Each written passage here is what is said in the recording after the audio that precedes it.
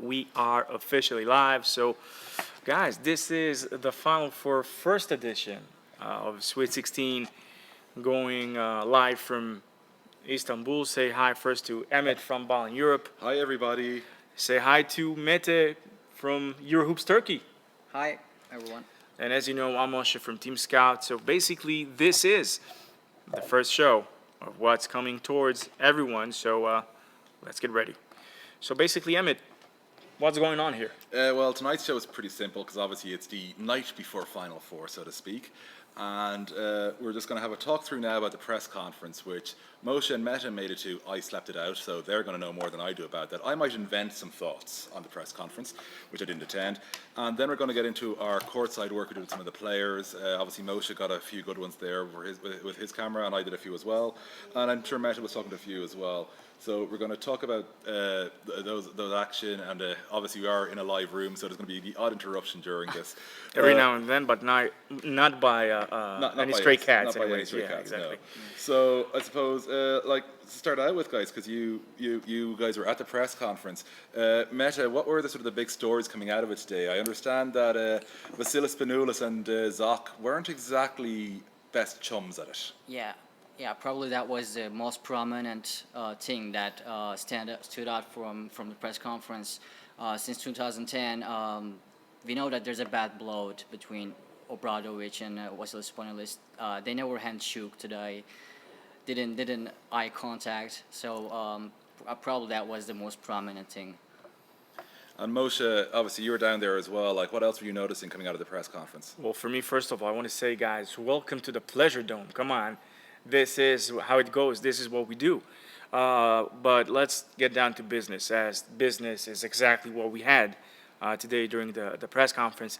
Now, those of you who took a few glimpses at Coach Ituris, you saw this. You saw him again, getting all serious. Whenever he was being asked about, the whatever happened in 2015, like just 2 years ago. Final Four with the exact same teams, exact same pairings. In a semifinal, he got very protective for his crew, saying, this is our thing. It is like mental warfare has nothing to do with it. It's like we come here, we come to play, we will give our best, and this is pretty much what we're going to do.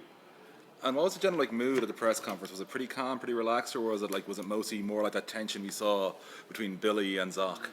I would say it was pretty calm, I guess, like with Super Yui being asked, last shot, last possession. If there's going to be a situation in which Madrid has the ball, are you going to be the one to take the last shot? So it's like, probably. So, that's Yui being Yui. And that actually reminds me of some of the stuff we heard later on, obviously, with the players. And I suppose, Moshe, we were talking to a few of the players, obviously, during the afternoon and evening. Well, it was, I suppose, depending on where you're watching the world, it was mostly the evening, if you're European. And first guy we both caught up with was Matt Lejeski. Obviously, he's a bit dejected because he's out injured.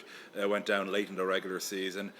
Still seemed like he felt he had a role to play here, though, all the same, despite the fact that he won't be on the court.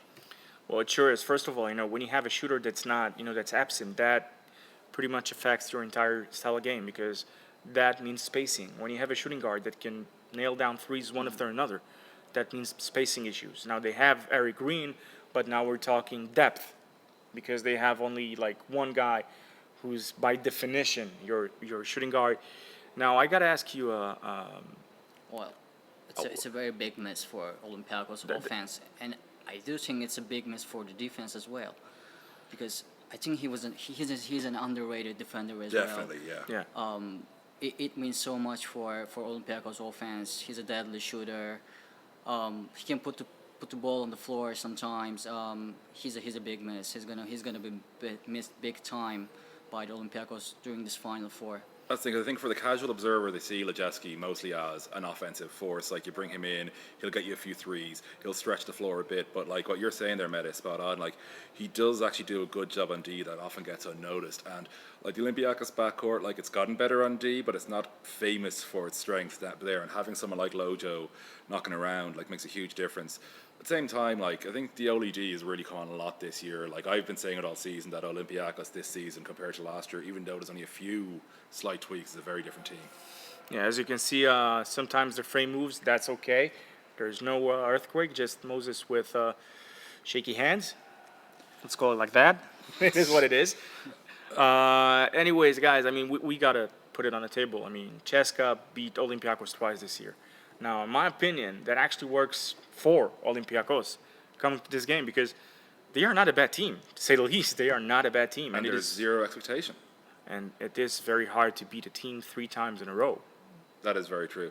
Like Meta, like you obviously follow these teams a lot, like, and you're used to, from your own interest supporting a team which is used to being sort of on the back foot and then pulling off the big shock.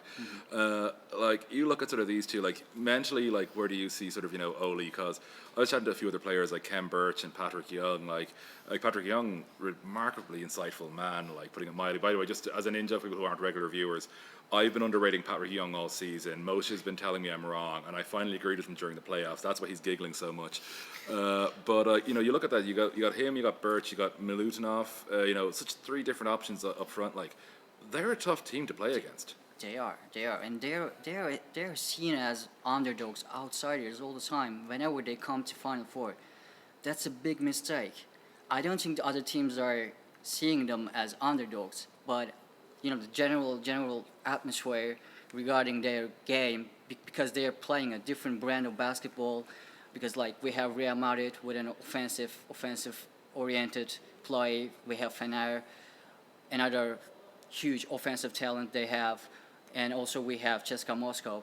There's no denying that they have some of the best offensive talent in Europe. And obviously, talking to the Sheska players earlier, Moshe, like we both caught up at Aaron Jackson. Now, Aaron Jackson, last year, he was like, he's always a relaxed dude, but like Sheska were coming in with this reputation of like chokers, cowards, whatever you want to call them. Last year, they showed they were neither of those things. They got the job done, and you could see the difference with Ajax. Like, he was like talking about how he's like been reading up on his Greek mythology, but he's been watching his episodes of Vikings, and like the sons of Ragnar. Sorry, spoilers by the way, if you're fans of Vikings. He hopes to take inspiration from them, and also like get his payback. Like he was wearing like military undershirt, Like camouflage shirt, camo shirt. Like he's so ready for this. Well, first of all, I got to admit, Aaron Jackson's like character driven, and there are a few guys here that are exactly like that. But with Ajax, it's, first of all, one of the first questions I've asked him was, Aaron, you've had this same ritual all over and over and over again, coming to the Final Four. Is it going to change? He says, no, it worked last time. I'm going to do the exact same things, and we're going to do what needs to be done. But he said, I believe that somehow spaghetti and his banana. Yeah, and yeah. He's gonna watch his his and Vikings. they're gonna play with the PlayStation. Obviously, the games, by the way, they have yet to unveil what games they are playing. But in all seriousness, they are playing PS4. Gotta admit it. Ajax said something that was very clear. Last year, just winning it, taking it all after everything they've been through, and they've been through quite some things. Coming almost, always coming to the grand stage of them all, but falling short. Simply getting it for the first time made them even hungrier.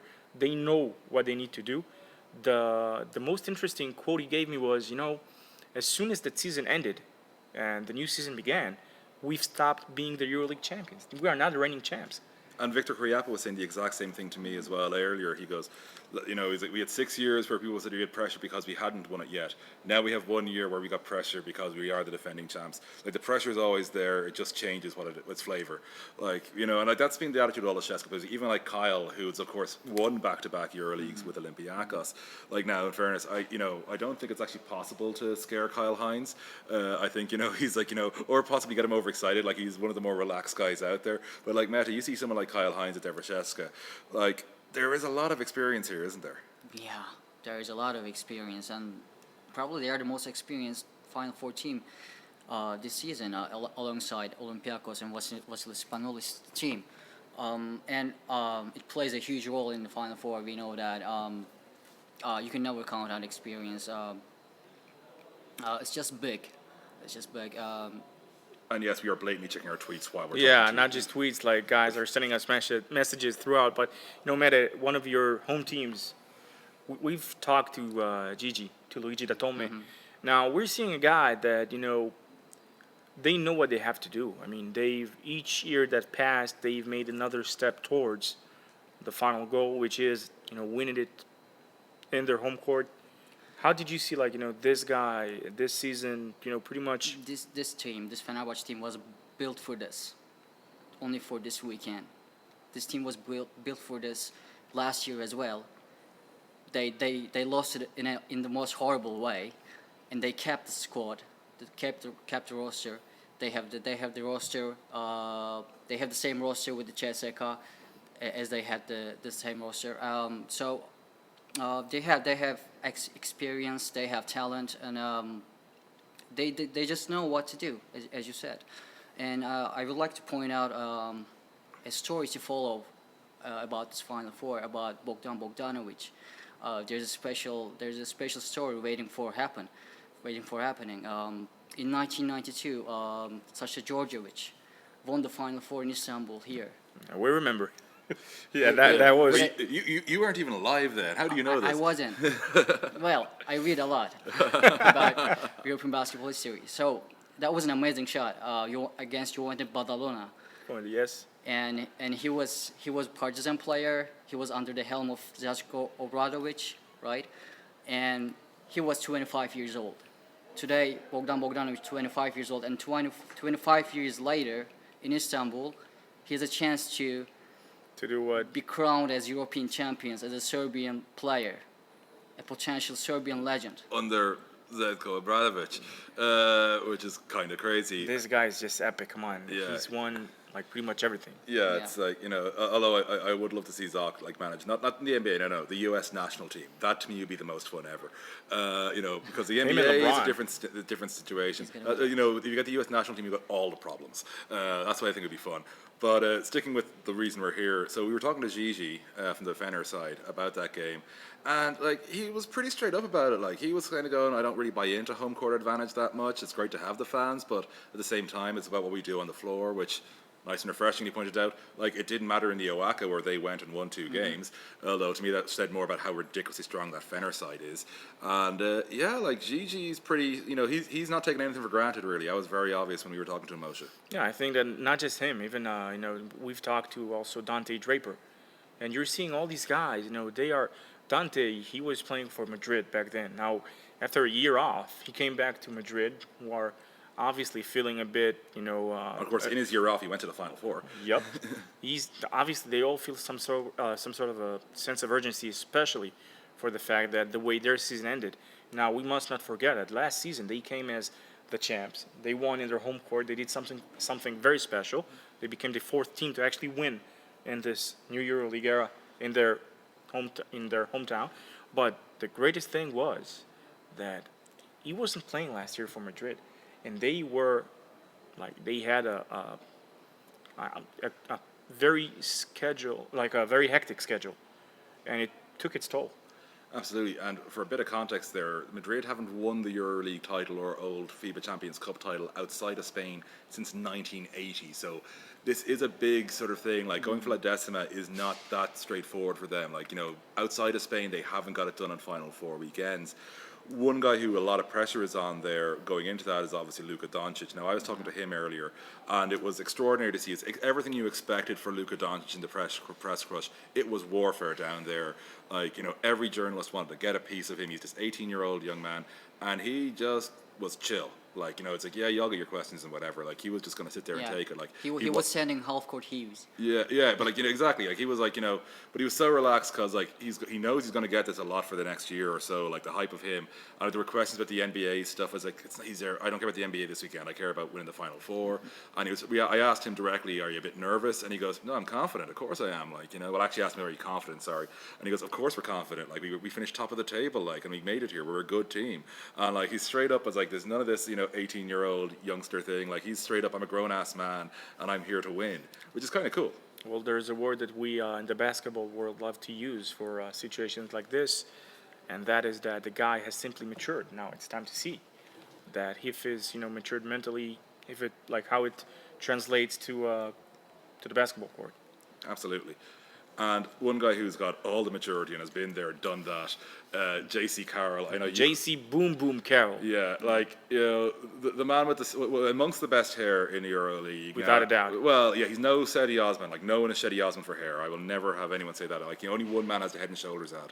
But J.C. Carroll is definitely up there amongst the best hair in EuroLeague. But he's also, like, he's had to work his way to get to this level is the thing. Like, J.C. didn't go straight into a good team or didn't, like, he was a few years knocking around mid-level sides in Spain before he finally, did his bit for the great people of Azerbaijan, because JC, of course, is Azerbaijani Yes. in yes. every way and not just Yeah. in the passport sense. Vamos Azerbaijan. Vamos Azerbaijan, JC Carroll. But like in all seriousness, JC, he came there and like he lost a couple of Final Fours and then he won that one in Madrid. Like, he knows what he's at, Moshe, doesn't he?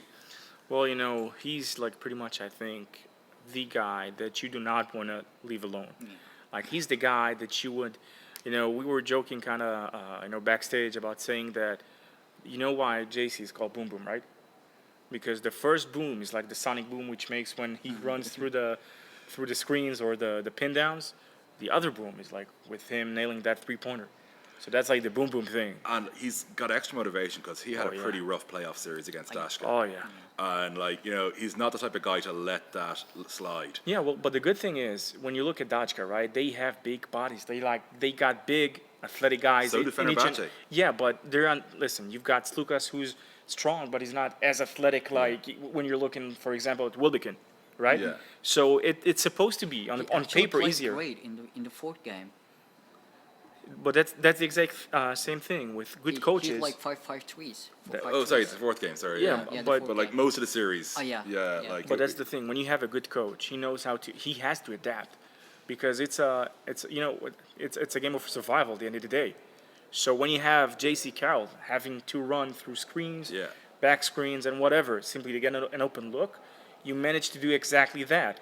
If it means that instead of running from right to left, you go left to right, then that's what you do. And people forget he was very close to Final Four MVP 2 years ago. Like Nocioni got it, but like most people, like you're talking to afterwards, their second choice. Like I actually agreed with the Nocioni call in the end because it was over the 2 games. But most people agreed, like JC, like he made the sort of it was the boom boom run he had in that final that basically broke Olympiacos and like put yeah. Real in charge for good. That was- And so like JC came very close to MVP in the Final Four last year. And like you look at this Real side, if they win it all, and like we're not giving our picks till tomorrow's show, by the way, folks. 2 years Sorry. ago, by the way. 2 years ago, sorry. Yeah. 2 years ago, but we're not going to be quick till tomorrow's show, just so you all know. But like, if Real go all the way this year, like there's like so many people who could potentially be their MVP. Like you look at like say Sheska, you've got a list of maybe 3 or 4. You've got max 4. Olympiacos, it's probably a 3-man list to be honest about it, and like they're the 3 great Greeks. Fener again is probably a 2 or 3-man list again. Real, like it's literally 6 or 7 guys who could be the guy. I'm not saying that they're better than those other teams, but like who's going to take charge varies more with them arguably than any other side in this Final Four. Oh yeah, without a doubt, it's something that we have to take into consideration. And Real, I think they're coming here as the deepest team in terms of roster. Yeah, Yeah. definitely. But isn't it a bit risky that Luka Doncic is playing a big part You see, of offense? And it's so important that he plays a big part in this team as well, though, because when he's on, the difference it makes for Real as a whole is so obvious. we've mentioned Bogdanovic and how great he is, but I really gotta, Bogdanovic, when he was at the age of Doncic, I mean, take a look at what Doncic is doing right now. Yeah. With all the respect to Bogdanovic, who's amazing, Yeah, of course. Like Bogdan's one of the favorites for MVP this weekend. easy. So, if Doncic is going to manage to do what he did throughout the season, now we're talking something that But the big thing to bear in mind, which you're absolutely right on, is Doncic has struggled against Fener. Yeah. Yui and Carroll have struggled to make threes against Fener, and that goes back to last year's playoff series as well as the 2 games in the regular season this year. Like, Fener know that they have certain, they have pain points on Real they can target. Now, Real also know that if Fener overcommit to those, they can brutalize them other ways. And that's kind of what makes it such a fascinating game to me, because so many in-game adjustments, and you got 2 guys who are so good at in-game adjustments in Zoc, obviously, and Pablo Lasso. Like, this is going to be like a very violent chess match is the best way to describe it. no, I think we love chess. Come on. Yeah. And we Question love is- violence as well. Yes. Not to yes. each other, just to be clear. Yeah, More yeah. WWE style. Yep. Because as you said with Cheska, every time they see Every time they see Vasilis Spanoulis, they rest in In peace. peace. Like he is the Undertaker to them. It's You can say that again. yeah. So, and again. and again, And again, yes, again, it's- yeah. Like he's done it to them 3 times, I think it is now in Final Fours in the last few years. Yeah. God, that was- It's like it's extraordinary. Listen, even well, he. How do you describe like what kind of match was it against Madrid in the final? The year after, because Madrid were up by 18. They opened strong, and all of a Madrid, sudden, it like that just- first damn. quarter, brutalized them. Although I was sitting beside a Turkish guy who lives in Dublin there, and he goes, "Madrid have gotten off to too hot a start." And he wasn't rooting for anyone. He was actually just a Fenner fan living in Dublin who came over to watch the Final Four in London, and he was there. Madrid have gotten off too hard, and he's like, "Are you sure?" He goes, "They've got them. They've got them." It's like they've blown their gasket, and it goes like you're either lying or else you're really smart, or possibly both, Or lucky, or either way, yeah. But like he came across like very smart in the end. Yes, by the way, that was like easily the worst he'd ever had for a Final Four. So I went as a fan to London, just to give you this slight anecdote because we're short in time. I went as a fan to London and I bought the cheapest seats I could, still £180 sterling for the full weekend. Yeah, and it was the very, very, very top row of the O2 there in London. Like so, I had the view of a seagull. Well, you had a view of the tactical board, pretty much. Pretty much, yeah. Yeah. It'd been great if I was a coach. The Chinese underage team were to my left, and they were all asleep, all fast asleep. It was really funny because they flew over them, like they landed in London the morning of their first game in the NIJT, well as it was then, it was precursor to the ANGT, and like they were all fast asleep during the Euroleague final in 2013. Sorry. Well, I gotta say, my first Final Four was actually 2014 with Maccabi, so there was not like not even a single quiet moment over there. Yeah, that would be one way of putting it. Like I refer to that arena as Jerusalem as Tel Aviv West. Really sorry, Maccabi fans. That was because I'm tired. It's like please don't kill me on Twitter. They will not. They will not. We'll make sure they will not. Because I was calling it Tel Aviv West, and like in fairness, Berlin last year felt like Istanbul West. Now I think we're just going to have That's right, Istanbul, that's Istanbul this weekend. That's why Fener players don't buy into this home court advantage because they have fans everywhere. And they had home court essentially last year. Yeah. Pretty much, but it's different. Because now it's not like the home court advantage away from home. It's not like the home away from home. This is the home. But You know they're what going I'm to saying? play in this arena for the first time in this season. That's right. And on this court, actually, because it is a new court, new baskets. Yeah. Exactly. So, like, that's actually a part I think no one's really talked about at all, actually, that it is, like, their first time this season. You're right, Meta, and a brand new court, Moshe, yeah, so... Well, I have something to say about that one, actually. And since we're discussing 2014, guys. 2014, David Blue, obviously, one of the most underrated power forwards, I guess. A winner. Was he underrated? I thought we all thought he was good. No, he was underrated. He was Okay. one of the best. Come on, he was. But he was a I always clutch. thought he was great, was the whole thing. No, They that's what brought- you they thought, brought by the him way. back from retirement Man, just for this, winning the title. This is like the stuff that legends and fairy tales are made of, pretty much. But the thing was, one of the questions that he was a shooter. He was an assassin in a way. Now we were asking him, David, new baskets, new court. You know what he answered? I love all the rims. I love it. I love Yeah. the balls. I like each and everything of this court. I love it. Yeah. I embrace it. And that's like pretty much the only thing you need to say. Like, I come into every Final Four pretty excited because I'm that type of person, but, like, all the Final Fours I've been to, there's always been at least one game where, Milan too, but I was wrong about one of them, where I felt it was too obvious who was going to win the semi-final. Like in Milan, I was convinced, even though I was wrong about Maccabi with Cesca, I was convinced Barca were going to lose to Madrid. Then, the following year, obviously in Madrid, I wasn't exactly confident for Fener in that one, and I was proven right, unfortunately. I felt it was too soon for them. And then last year, even though I loved the Loco story all year long, I thought their fans were great. I just never thought they were going to beat, Cesca. Cesca. This one, I kind of go, and again, it's a great thing about us saving our picks. I don't feel it's even that our picks, much as I love my ego, aren't that important because we've got two comically even games here. Well, they sure are, but I will give you this. Meta, since this is your first appearance on Sweet 16 with Eurohoops Turkey, Eurohoops.net, obviously, guys, I guess that we're pretty much running out of time here. Yeah, we ran out of time. Done. So I'm for Periscope and Facebook Live. For Periscope and YouTube Live. Thanks, guys. We're just going to log out Thank here. you. Thank you. We only had 20 minutes, did we? I hope so. I don't know if even if it saved the video on Facebook, because everything got disconnected.